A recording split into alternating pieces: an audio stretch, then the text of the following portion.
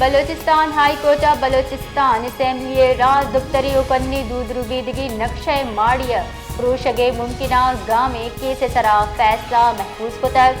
सरवजीर Balochistan principal secretary speaker Balochistan assembly additional chief secretary मनसूबंदी तरक्याता notice दीन दयान पस लूट कुतक केसे गिरशी गोशदारक 2 हफ्ते दाम मुहत्तल कुतक